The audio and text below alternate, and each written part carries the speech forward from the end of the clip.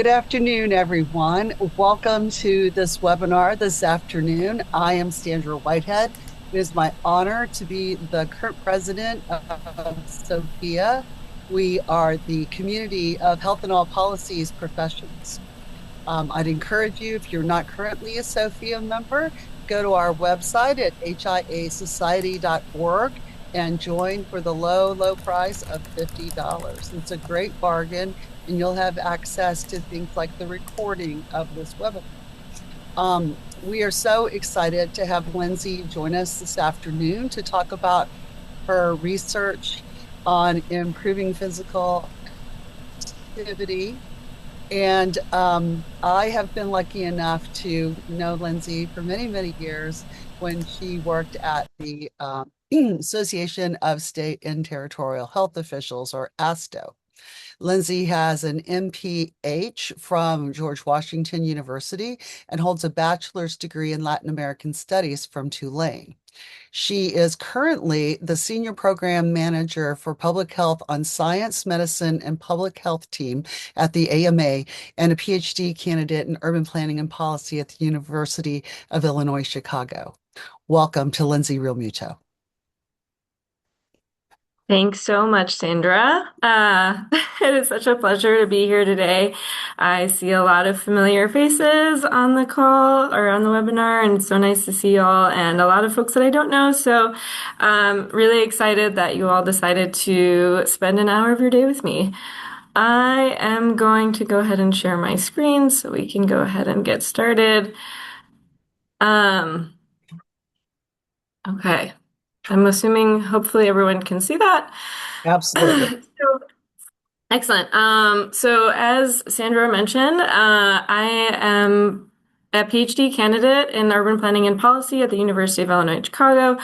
And the research I'm going to be presenting today is my dissertation research. And just as a heads up, I only submitted this to my committee for review as of a few weeks ago, so this is all very fresh. And so please give me a little grace, as this is all, I haven't even gotten comments back from them yet. So, but essentially the topic of today is going to be around pedestrian-oriented zoning and an exploration of its relationship with gentrification. And so just to give a really brief context for the outline of today's conversation, I'm going to try to get rid of this. Oh. All right. Well, hopefully that little bar will go away. But I'm going to give a little context to my research because we have a number of folks on the call, and I'm assuming, people come from different backgrounds, public health planning. So I'm going to try to do a little bit of really high level, 30,000 feet level setting, just to give the proper due to the research. But I have quite a lot of findings, and it was hard to narrow down what I wanted to present today. So I want to spend most of my time talking about that and hopefully give a lot of time for the question and A and the Q&A and just having a discussion conversation at the end. Sort of blanket disclaimer, as an American Medical Association employee, I just want to say that any statements or findings in this presentation are those of the author, me, and do not represent any official position of the AMA or UIC for that matter. And just as a heads up, I'm dealing with a little bit of a head cold, so if I sound a little stuffy, my apologies. Or if I need to blow my nose, that would be terrible, but I'm hoping I don't have to do that in the middle of this presentation. All right, so in terms of context for my research, setting up what we're talking about. So I wanted to give a little bit of a historical perspective and review of the connections between zoning and health. When I've taught health impact assessment classes at UIC, I almost always start the semester with a lecture around sort of these historical connections. And I've always really enjoyed showing these photos of sort of what early 20th century urban areas looked like. Yes, that's a dead horse in the middle of the street and kids playing in the gutter right next to it. So, zoning really came out of this need to address a lot of unsafe and unhealthy urban conditions coming out of the rapid industrialization that we saw in the late 19th century. There were a lot of concerns around polluted air and water, really substandard housing. And so the fields of public health and urban planning really kind of came out of this time together as a means to address a number of public health issues, such as, infectious diseases primarily. And so zoning was really, when I'm really talking about today, is zoning as a type of land use regulation. And this was established to control development and separate incompatible land uses more systematically. And really, in many ways, trying to bring order to chaos of unfettered development in urban areas. And so in 1901, we have the establishment of the Tenement House Act of 1901. So this was not necessarily zoning, but was really focused on housing conditions and kind of set the landscape or set the stage for zoning regulations to come. And then in 1916, New York City was considered the first municipality to establish its local zoning law. And shortly thereafter, in 1922, the Standard Zoning Enabling Act was established. And that really set the stage for the rest of the country to have a framework or a regulatory framework for thinking about zoning. And so you sort of see this large proliferation of zoning kind of coming out of the decades after that. And I include this map of Chicago, which is where I'm based out of, to sort of give a sense of a lot of the incompatible uses or how zoning kind of got implemented was that we get a lot of sort of basic zoning classifications. So residential zoning, commercial zoning, industrial zoning.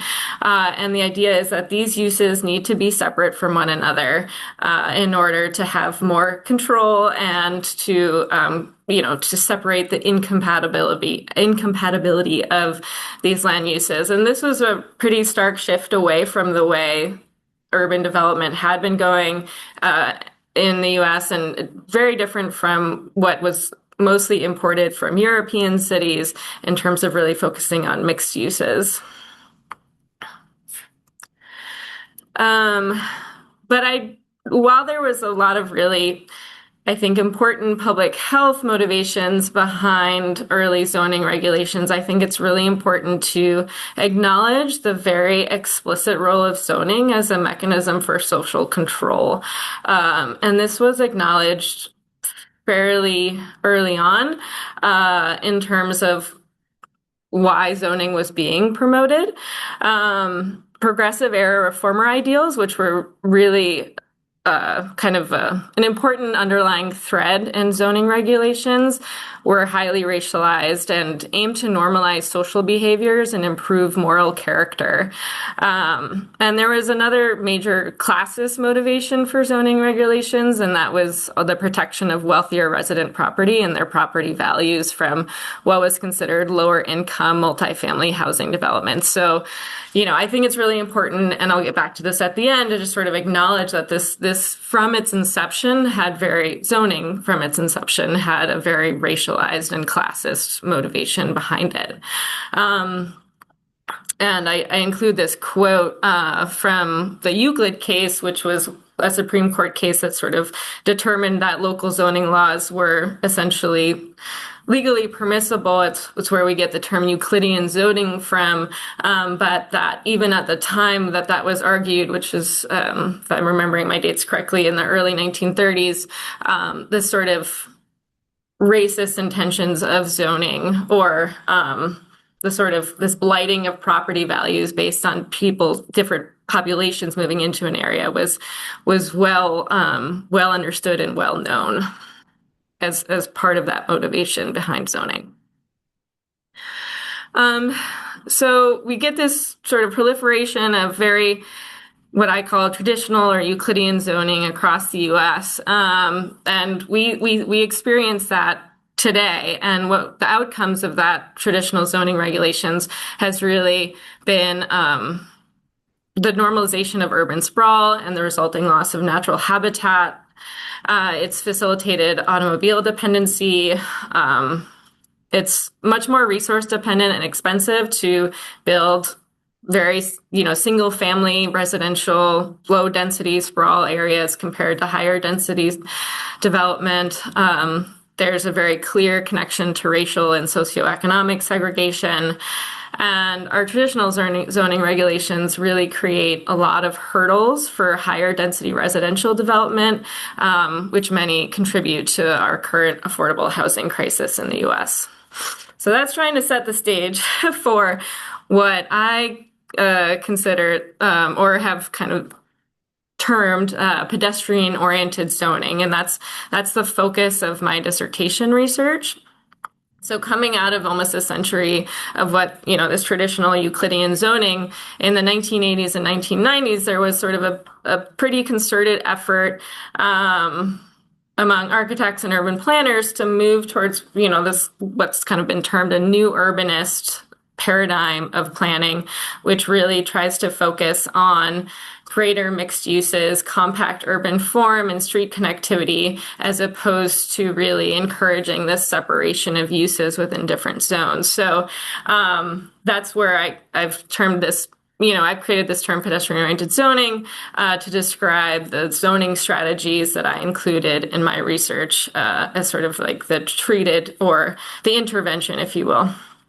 And pedestrian orientation really is focusing also on increasing multimodal transit options, so transit-oriented development, more bike connectivity, more sidewalks and pedestrian connectivity. So the priority within this sort of new zoning paradigm is about more predictable urban form, pedestrian orientation, like the street connectivity is really important. So really trying to get people back onto the street, walking, biking, and away from the sort of lower density sprawl that is highly associated with traditional zoning. All right. So within the context of my research, there's a number of different types of zoning districts that I included as what I considered pedestrian-oriented zoning. I think one that's maybe or maybe not more familiar for people is form-based codes. Form-based codes are like highly illustrative as opposed to being more text dominant. So this example on the right-hand side of this screen is a very typical sort of form-based code diagram that really, so form-based codes are really interested in how the streetscape and the building forms interact with each other. So there's a big emphasis on creating enough pedestrian space, making sure there's a lot of street connectivity, pedestrian crosswalks, stuff like that. But also the building form itself is also really important in terms of creating that pedestrian environment. We also have transit-oriented development districts, not to be confused with transit-oriented development in general, which is a term to describe just development strategies around transit infrastructure, but this is the actual zoning district that would be created. There's traditional neighborhood development, transect-based zoning, actual pedestrian-oriented districts, and yes, you do see those within zoning codes, new urbanist districts, and smart growth districts. So within the context of my research, all of these would have been sort of considered under this larger umbrella of pedestrian-oriented zoning districts. So how does this all relate to gentrification, and why are we talking about this in the context of health?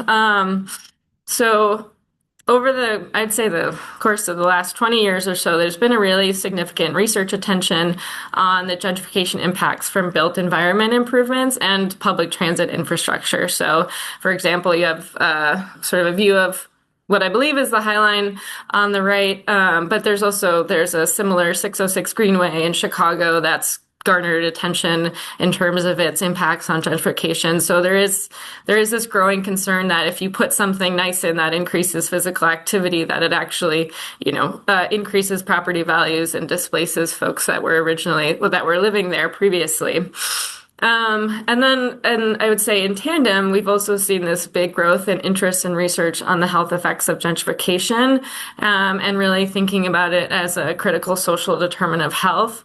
And especially in regards to how people interact with their neighborhoods and the sort of place-based services, resources, assets that people are able to interact with on a daily basis, and how that interacts with health. So that's where I've kind of come into my PhD program, bringing both of these perspectives.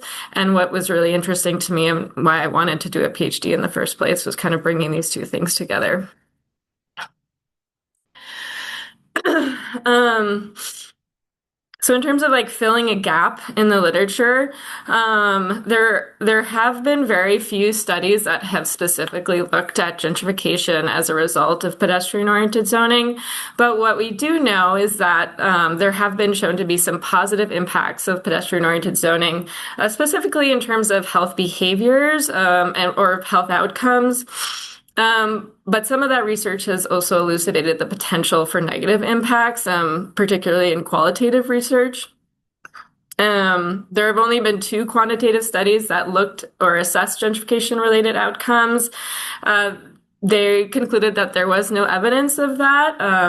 One of them was from the Form-Based Code Institute and Smart Growth America, wonderful institutions. Hold on, the energy efficiency standards went on. Okay. So, and granted, this zoned-in study that the Smart Growth America did, they only looked at 4 cases, so relatively small sample size. The other study looked nationally at form-based code implementation, although gentrification wasn't necessarily like the main outcome of study. So, again, I saw some room for where this study could really help grow that literature. On the other hand, there's been a lot more research on transit-oriented development and gentrification, as well as what's termed green gentrification. Green gentrification being kind of back to that Highline example, parks, bikeways, different types of green infrastructure that could potentially increase property values and lead to gentrification. And TOD, or transit-oriented development and gentrification literature, is much more robust, with a lot of variability in findings. Although there's a sort of general sense that the overall, I would say from my perspective, that while there's high variability of findings, there is enough to contribute or enough to suggest that gentrification is very possible from transit-oriented development.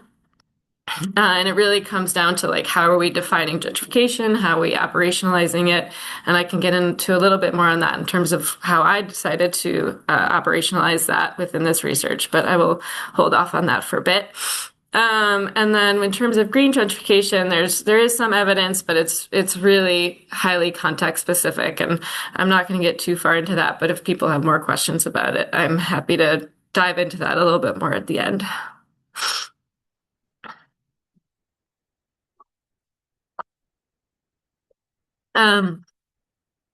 So while I was in my PhD program, I had the honor and privilege of being able to work on a large research study that was looking at examining the longitudinal changes in pedestrian-oriented zoning between 2010 to 2020. And the focus of that research was really focused on its relationship to physical activity outcomes, but the fact that I had worked on this kind of gave me the sample that I was able to use to leverage for this research. So I just kind of want to give credit where credit is due.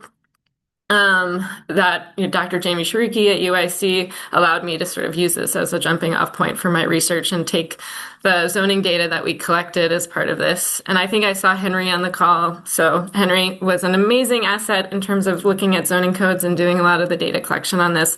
So big thanks to him. So with all that in mind, I want to jump into sort of my research questions and how I decided to design my study and the methods I used. So I had 4 primary research questions going into this. So one being sort of what do areas that adopt POZ or pedestrian-oriented zoning look like in comparison to areas that don't? And so how do these trends change over time? The next sort of, I would say, meatiest part of or meatiest question was: is there an actual relationship between POC adoption and gentrification? And then I have quite a few kind of sub bullets within that. One is this if there is a relationship, is it a causal relationship? And then how do different pedestrian-oriented zoning strategies differ in terms of their relationship? So if you'll remember, I had a number of different strategies that I included under that umbrella. So I wanted to break those out and see if there was a difference between the different ones. I also, within this question, and I kind of started getting more into this as I dug into the data, but really thinking about like, is pedestrian-oriented zoning causing gentrification, or are there processes in place like gentrification that are actually leading to the adoption of this zoning change? So kind of really thinking about it from inverse causality, really. Yeah, inverse causality. So I'll get into that a little bit more. So there's a lot packed into that second question. Um, and then my third question, because the focus of pedestrian-oriented zoning is to really focus on walkability and improved physical activity, I was really curious how walkability itself might mediate or interact with that relationship between pedestrian-oriented zoning and gentrification. And then lastly, I was, this is not a one-size-fit-all sort of approach, and different jurisdictions have very different ways of going about the adoption process and implementation. So I really wanted to see if I could get a little bit more on the ground perspective of what adoption and implementation looks like across jurisdictions. Um, so in order to do that, let's see. Um, I used this Paprin study that I mentioned earlier as my base to say, I have this data that says, as of 2020, where we have pedestrian-oriented zoning adopted in the zoning code. And so from that data, I looked at my sample included cases where pedestrian-oriented zoning had been adopted for a specific district or corridor, and specifically because I wanted to use the rest of the jurisdiction as a control for that treated area. There are cases where entire cities have adopted a form-based code that covers the whole jurisdiction, and I excluded those from my sample and really just wanted to look at places where there's just specific areas that it was adopted for. My sample was also limited to locations where I was able to get GIS zoning data and in order to identify what areas were actually treated and be able to match those to census block groups. And then my time frame for analysis was looking from 1980 to 2019, and including jurisdictions that had adopted pedestrian-oriented zoning between 2000 and 2019. To note, like, not many places have adopted before 2000, but I wanted to have at least the 2 decades of prior data, particularly for some of my difference in difference estimations, to sort of have pre-treatment period to look at. And then in terms of what was considered a treated adoption, POC adoption area, these were census block groups that were identified as being wholly or partially within a regulated district. There was a lot of geographic data that does not match very well. But that's just kind of how we got to deal with it. And then control census block groups were all those outside of the pedestrian-oriented zoning districts within the jurisdictions in the sample. And Sandra, if there are chats going on that need to be brought to my attention, please just flag for me because I can't really follow that. We'll do that at the end, Lindsey. Okay, got it. Okay, so I utilize a mixed methods research approach. So these four buckets sort of get to each of my four major research questions. So in terms of that first research question, understanding characteristics and trends, I looked at the socio-demographic and economic trends in POZ districts versus the control group, utilizing descriptive statistics and t-tests to compare groups. In terms of exploring the relationship, I use multi-level regression models, fixed effect models, advanced difference and difference approaches, and then I also broke out all of these by different subgroups based on the zoning strategy. And then using EPA, the EPA walkability index, I pulled that into my data set and was able to compare sort of what this EPA walkability index looks like between groups, and then did a mediation analysis to sort of better understand how walkability interacts or acts as a mediator between pedestrian-oriented zoning and gentrification. And then in terms of that fourth question, sort of what does this look like on the ground and how does it differ between jurisdictions? I used a case studies approach where I pulled 4 jurisdictions from my sample and did a more qualitative approach with interviews and document and media review. And I will get more into that in a sec. So in terms of my analytic sample, out of, if I'm remembering correctly, I think we had around 600 municipalities in the Pattern data that had some sort of pedestrian-oriented zoning on the books. After a number of exclusions, my sample included 171 municipalities in 102 counties in 25 states. So I had around 2,500 treated census block groups. So these were census block groups that had been identified as being within or partially within zoning data that was identified as pedestrian-oriented zoning. And then my control census blocks were close to 19,000 that were kind of in the jurisdictions that were identified in the sample. And then I pulled in census data from 1980 to 2019 for a number of different sociodemographic and economic factors. I pulled in EPA walkability index data and then data collected from our Pattern study. And so that kind of constituted my primary data set for this. In terms of just geographic distribution, census regions 3 and 4, which is the sort of south and west, were more heavily represented in the data. And if you know much about like form-based code and the history of new urbanism, it shouldn't really come as much of a surprise. Florida and California tend to be areas that have been very big proponents of form-based codes. But there's also some pretty stark differences when you think about early POZ adopters. So those are from pre-2010 to what I consider like late POZ adopters, and that's 2010 or after. So the West and South were much more heavily represented in early POZ adoption versus late POZ adopters are more equitably distributed across the country, but although the Northeast is not well represented across the board. And so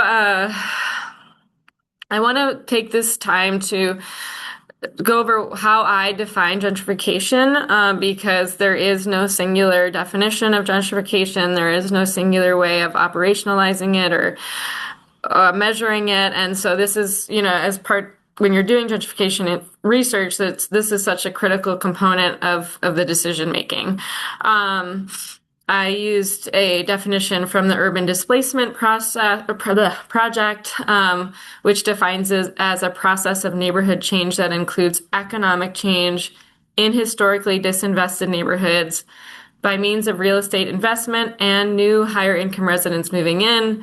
And so there's demographic changes, not only in terms of income, but also education and racial makeup of residents. And I think this definition, not all definitions of gentrification encompass the racial component of it. Earlier definitions were much more focused on class and education changes. But I think especially within the American urban context, having that racial component is so critical to understanding how all these things intersect in terms of historical disinvestment and real estate investments. So that's sort of the way I defined it, and that really helped inform the way I operationalized it. And my apologies. I hope this is clear for folks. It's a lot to fit in on one slide, but I think I wanted to be very upfront about how I developed what I called my gentrification index score. And there's other examples of how folks have done this in other studies, but I took 11 sociodemographic and economic variables to really try to encompass this larger and broader view of neighborhood change and what that might look like. That might look different in other areas.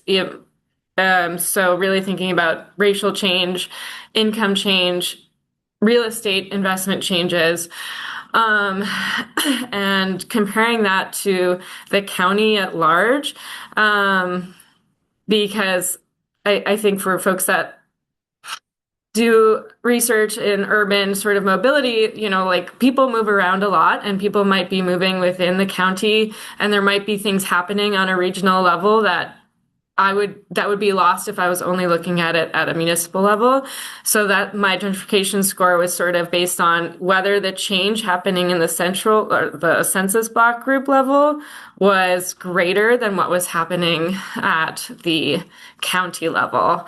And then based on all that, I had sort of a max score of 11 based on all these, or a no score of 0, essentially.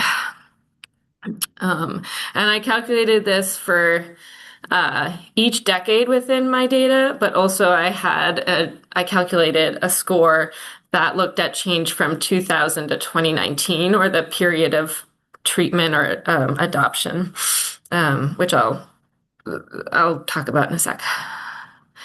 And this is sort of what that distribution looks like, especially this is specifically for 2000 to 2019. So it's relatively normally distributed with a mean around 4, both for treated and controls. And then lastly, for my case studies, these were the 4 that ended up being, I started with 5, and then for various reasons I won't get into, I decided to drop one. But being a Midwesterner, I focused on the Midwest, also because the Midwest tends to be sort of late adopters of POZ, and I was really curious to see sort of why they had decided to adopt pedestrian-oriented zoning. I think I had grand plans of visiting each of these places and getting more on the ground sort of ethnographic insights, but alas, life has not allowed me to do that. So just to give you a sense, I'm only going to highlight in my findings 2 of these, Cincinnati and St. Louis, because I'm a little worried that we won't have time to get into all of it.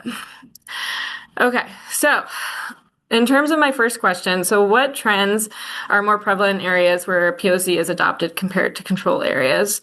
Again, sorry for big table. It's a lot to take in, but there's a few things that I want to point out, that in terms of where pedestrian-oriented zoning areas were compared to the control group, it was, even in 1980, they were not necessarily comparable groups. There were some significant differences. Interestingly, pedestrian-oriented zoning areas had higher median home values compared to control areas, even as early as 1980. And my take on that is that they might be more located in more central areas of urban areas, which might have their own real estate premiums. But I think the important thing to take away, if you kind of jump from 1980 to 2000 and then to 2019, what you see is pretty big changes in percent of college educated, with pedestrian-oriented zoning areas increasing pretty dramatically and starting lower, but ending up at a higher place than non-POZ areas. And there's also changes in median gross rent and median home value that also show that they're higher than the control areas. And significantly less Black, less Hispanic, and also less white, but there was sort of an overall trend towards that, areas being less white in the sample. So the other thing I was really interested in as I got into this was that there are really big differences between these early pedestrian-oriented zoning areas and the late adopters. And the early adopters were also in a very different place than late adopters, generally more affluent, more higher real estate values, and became increasingly more affluent, more college educated, compared to the late adoption areas. In the interest of time, I'm going to kind of try to get through as much of this as possible. So the next thing I was really curious about, obviously, like I said, the meteor question, is there this relationship between adoption and POZ adoption and gentrification? So in my multivariable regression models that accounted for region, political leanings, baseline sociodemographics, years since POZ adoption and proximity to transit. POZ adoption between 2000 and 2019, gentrification between 2000 and 2019 was associated with POZ adoption, 0.32, and that was highly statistically significant. And so this is looking at gentrification as a numerical value. I also created a binomial value on this with similar results, but I don't include that today. So in terms of thinking about causality, one of the analyses I did was fixed effect estimation models with the overall panel data from 1980 to 2019. And so the nice thing about fixed effect models is that you're able to sort of control for a lot of unobserved characteristics that might not change over time. And so this kind of helps control for what would be happening within a jurisdiction itself that I can't really measure or know about within my model. And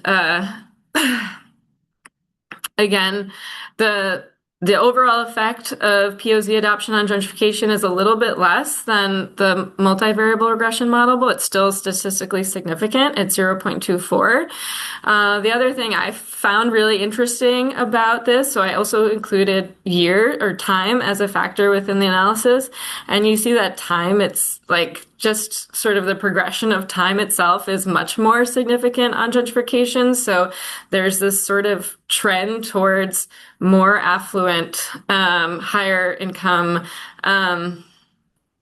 higher real estate values in the sample in general. So especially between 2010 to 2019, you see this pretty big just effect of time itself and I think a lot of people can sort of speak to this personally, that you're seeing like urban areas are becoming more and more exclusive and expensive. So this is looking at fixed effect models by pedestrian-oriented zoning strategy. And there's some, I think, a lot of variability in this, but I think form-based codes, transect-oriented development and transit-oriented development, transect zoning, transit-oriented development, and form-based codes really stand out as having much higher effects on gentrification than some of the other strategies. But again, you see similar patterns in terms of just like how time itself is impacting gentrification. Okay, I'm going to try to slow down a little bit here because I want to make sure everyone understands what this specific table is saying. So this is really getting at that causality dilemma. Is POZ adoption actually is gentrification itself a factor for POZ adoption? That's the question I was asking here. So I sort of flipped the script. So what this is saying is that looking at the early adopters from 2000 to 2009, what was happening in the decade prior that might have influenced that? So the gentrification index score from 1990 to 2000 did have a significant effect on POZ adoption in that decade following. The effect wasn't as pronounced when you look at the next sort of late adoption, so that what we're seeing from 2000 to 2010 isn't as strong of effect on a POC adoption, but it is still significant. And I think there's a lot to unpack with what happened in 2000, the 2008 recession, and how that sort of affected real estate and development across the U.S. So that's something I kind of get into in the dissertation text itself. Okay, so I also again looked at this role of walkability, and using the APA walkability index, I found that so for folks that aren't as familiar with mediation analysis, what this is saying is that the causal mediation effects is sort of like what the effect of walkability has on the gentrification index score. And that's actually coming up as quite significant. And the proportion that it's mediating is around 60%. So what that means is that between POC adoption and gentrification, walkability is accounting for almost 60% of any effect that has on gentrification. And then lastly, lastly, I am going to do a really quick highlight of two of my case studies. Cincinnati is the first one. So Cincinnati had 4 form-based codes that were adopted in 2013. They're kind of highlighted in that light blue. And they had a really involved community engagement process as part of their adoption, and neighborhoods actually had to opt into it. They had to raise like $10,000 within their neighborhood to engage in this form-based code process. And one neighborhood had actually been engaged in a quality of life planning process before that. And so there was this really strong sense that this was something that was wanted and desired by neighborhoods. And Cincinnati neighborhoods, I learned, also have really strong community development corporations that were really actively and thoughtfully engaged both in the adoption process, but have also been really engaged in new development following form-based code adoption, where they're actually raising money to invest in property, have boards that are very representative of the community there. And so there's this really thoughtful and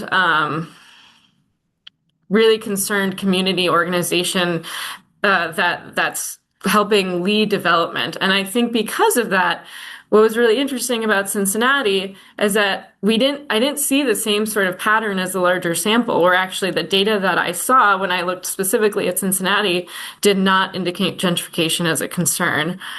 There was actually a negative effect on this gentrification index. And I think this is an interesting sort of comparison to St. Louis. This had 2 neighborhoods that adopted form-based code, one in 2012 and one in 2018. So Central West End was perceived as an up-and-coming neighborhood, and the city wanted to really capitalize on that development potential. So that was the first neighborhood that got form-based code. Whereas Forest Park Southeast, not that far away, based on planning documents, the zoning was really thought of as a way that residents could have more control over future development because they were already seeing gentrification or perceived gentrification as an issue. And while there was a robust community engagement process, there wasn't the same sort of like community development corporation or community control over what was being developed there. And areas that adopted form-based code in this particular case study became noticeably more affluent, white, college-educated, and housing became more expensive compared to the rest of the city. So, happy to dig a little bit more into this, but I think this really highlights sort of how these local approaches can make really meaningful differences. So some summarizing concluding thoughts. This research suggests that POC adoption is significantly associated with neighborhood changes that are emblematic of gentrification. I think across all of my different analyses, there was some pretty consistent effect sizes and significance that can't be overlooked. And that there is quite a difference between different pedestrian-oriented zoning strategies. There's also, I think, really interesting geographic or time-based differences between adoption. So really, I was sort of thinking that early POZ adopters might be areas that were really primed for more development, and form-based codes were a really new, exciting thing within the first decade of this century. And then as it became more popular, it sort of got adopted and implemented across the country in places that, you know, maybe didn't have the same sort of development potential that early places did. There's still something there I need to work out, but it's sort of an interesting policy adoption story or dissemination story. So the other big component of this is that, like, the models testing an inverse relationship also just demonstrated that gentrification happening prior was a significant predictor of POC adoption. And so I feel like I got into some more in-depth analysis on this, and my hypothesis is that there's this sort of sustainability-minded residents moving into neighborhood that could either be a signal or active participants in doing POC adoption, and that walkability plays a really important role in this and continues to carry a real estate premium within our American system. And then some key takeaways. For me, is that this may be reproducing an already uneven and inequitable landscape for physical activity, even though pedestrian-oriented zoning is really meant to help improve physical activity, and that achieving equity may require a more radical approach to different development and community control. I think it's really important to be proactive about affordability concerns and having an anti-displacement framework in mind before, I can't stress this enough, before major investment or zoning changes take place. And so I'm just acknowledging some ways that what that anti-displacement agenda might look like. And I think getting back to that Cincinnati example, for me, there's like this real need for more sustained resources for neighborhoods to have and maintain community engagement, not just going into a zoning process, but even afterwards, and being able to, whether that's building a community land trust or having actual community development corporations. I think it's really interesting that Cincinnati has jurisdictional resources for communities to engage in that. And so I think that's a really interesting model to look at. And also, I think just removing regulatory barriers to increase housing density across the residential spectrum. One thing that was brought up in interviews was that a lot of single-family residential neighborhoods wouldn't be considered a good target for form-based codes. So you have this like concentration of increased density, whereas you might still have huge swaths of non-walkability, non-mixed use, low density. And I think there's a broader approach to increasing density across geographic space that should be considered. Some major challenges, geographic alignment, issues with longitudinal census data is a huge concern. How I operationalize gentrification might be very different for other folks. And then not having actual building development data, I think, was something that if people have access to that nationwide, would be lovely to include to sort of get a sense of what happens after POZ is adopted.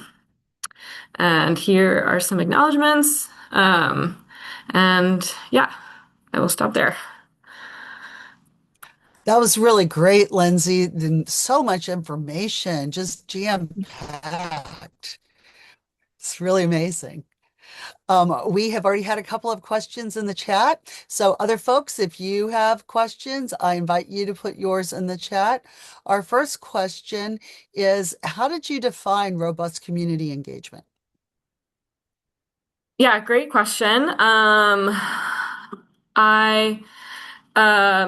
I think some of that language is directly from planning documents and from the interviews that I did with planning. So I couldn't let me take a step back. For the case studies, I tried to interview as many folks from each case study site as I could. There were some cases where I was really only able to interview one. In the case of St. Louis and Cincinnati, I actually probably had the best representation of interviews or interviewees, if you will. And so, yeah, that sort of language sort of came directly from that. And so they were usually like, year long, multi-month long. It wasn't, when I say robust, I mean it wasn't just like one community meeting that they had. There were, interactive charrettes that they described having and stuff like that. I hope that answers your question. Hope so. If not, please write it in the chat. Yeah. And I see that Jimmy Dills from the Georgia Health Policy Council has a question. Yeah, Lindsey, this was awesome. Thank you so much. It's been a minute since I've heard some such deep research based stuff, so it's kind of fun to geek out and listen to that. But then, of course, thinking about the importance of what you found and how do you translate that to different audiences and maybe skeptical audiences. So my question's really just your thoughts on how do you translate message that to those community members that you want to get involved in this kind of stuff when the opportunity arises. And I'm really have a specific example in my head from some of the work we've been doing around the state of Georgia, where even in very rural small towns, when they do have some affordable housing, I forget the specific context if it was public or lower income housing, but it was try to build a trail near some of that. So it's not quite the zoning aspect, but even there, they were very concerned about, well, they're just going to build this trail and then it's going to get too nice and everyone's going to move away. And so we've been trying to message that as, how do you make these investments, make these changes and benefit the people that are currently living there now, be that in downtown Atlanta or be it in a small town of 2,300 people in rural Georgia. So curious, just your thoughts on that. And congrats on your Yeah, no, dissertation. thank you. I think that it's like the crux of the whole thing is like, how do you, because I want to make sure I'm very clear in saying that I don't believe we shouldn't invest in physical activity infrastructure because of this potential. I would hate for that to be the like takeaway, because I do feel like it's so critically important, and communities that have been historically disinvested should be more like at the front of the line for future investment and things like that. So, but to your question, I mean, I think it comes back to what I kind of ended with, which is what sort of engagement, let's use your trail example, like what sort of engagement is the community having in that? What are opportunities do they have to ensure that future development that might happen around that, like, doesn't like, do they have a say moving forward after that's built? And I think that's like the part about having community engagement up front and having processes in place or mechanisms in place for them to continue to have a say at the table is really important. And I think at least my experiences in urban planning is that there's like a lot of focus on having community input up front, and then it ends. And then there's not a lot for like continued, I'm sorry, there's just so much congestion. Not a lot of opportunity for continued engagement, or ownership over that. And maybe that's another interesting perspective to, especially from like a rural perspective. Is there an opportunity for like a local community to have more ownership over some sort of like physical activity infrastructure, whether it's like, they get to not they get to maintain, but is there a certain like aspect that they want to have like a particular place for specific community events, and that becomes like a tie-in for them to have some amount of control over activity or placemaking that happens there. I think there's like a lot of interesting ways that you can approach that. But I think like relinquishing control is a big part of it, and that's a really hard thing to do, right? Because our system's not set up for that. But yeah, does that is that helpful? Hopefully. And then I see Andy had a question about how much impact from a small improvement, such as a pocket park or new sidewalk, can be done before it has displacement potential. Can I I mean, add to that? The issue yeah, is of course. and first of all, very good work, Lindsey. Very nicely done and important issues. One thing is zoning itself obviously has impacts over many years, doesn't happen quickly. And so that, trying to see impacts does take a while. But this has come up in prior discussions where, if we just do a small improvement in the neighborhood, it probably doesn't gentrify. Massive changes, sidewalks everywhere and parks everywhere and transit probably do gentrify. So the question is, how much can you do that will let the people there stay there, not be displaced, but still give them some benefits? So, a small project can do that. And how to convey that as to, what level of investment can you do that will still help the people there, but not drive up property prices? But thank you. Yeah, no, it's great. It's a great question. And I think the important difference between zoning as opposed to like improvements to a small pocket park or sidewalk is that zoning can change dramatically the like investment potential in a neighborhood, right? Especially if you're increasing the density potential, whereas like improving a small pocket park isn't necessarily changing the potential for real estate investment. It might make it more desirable on a small scale, and fixing a sidewalk, putting in a new sidewalk. There's probably also some variability in that, but I think in terms of the literature, getting to that green gentrification literature that I very high level talked about. I think some of the takeaways that I've had from that is that those small level projects tend to have minimal or like no effect on gentrification. It's much larger infrastructure park investments, and that there's also really important geographic variability in that. So, locations closer to downtown urban cores are much more likely to see, because it's usually part of like this larger revitalization effort. So I would say that there's probably minimal gentrification pressure at that really small scale. But if it's combined in this other way with all these other things, then you might be seeing sort of snowballing effects. So that would be, something to think about or to try to address. I feel like we're at time. I'm We sorry. are at time. I want to thank our wonderful questioners, and thank you so much, Lindsey, for sharing your research today with our membership and our guests. And I did put the next SOPHIA webinar, the last webinar of the year. I put the information in the chat. So I hope that you can all join us in a couple of weeks to hear about Delia's dissertation work. Thank you so much, everyone. Thank you so much. Thanks, Lindsey.